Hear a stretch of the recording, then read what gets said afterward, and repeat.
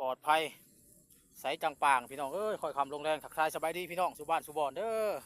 ส่งกำลังใจชาวไร่ชาวนาสุบ้านสุบอนก็แล้วกันชาวไร่ชาวนาเฮาผู้ที่กำลังคนเคี้ยวเก็บเกี่ยวผลผลิตข้าวนาปี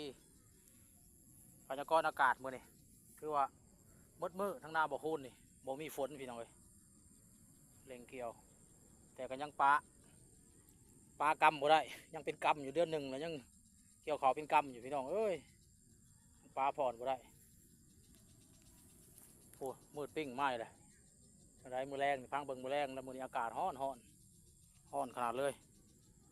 แต่ว่าสิเป็นยังไงว่าถ้าได้เกี่ยวเขาล่มบ่ฮู้ก็เกี่ยวเขายืนก่อนมื้อนี้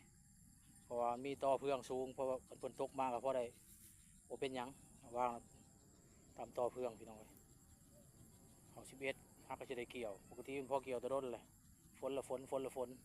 เอาจนก่อยเล็งมื้อนี้มัดมือแดดฝนแดดให้กึบไม้เลยพี่น้องเป็นยังไงถามข่าวสู่บ้านสู่บอนทางใดแน่บ่มีฟ้ามีฝนคือที่คล้ายๆพี่น้องเนาะ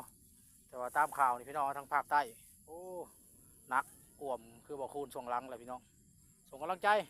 บ่มีหยังหลายพี่น้องเอ้ยสู้ๆชาวครีเอเตอร์ชาวไร่ชาวนาเฮาสู่บ้านสู่บอนเป็นกำลังใจให้ซึ่งกันและกันเด้อ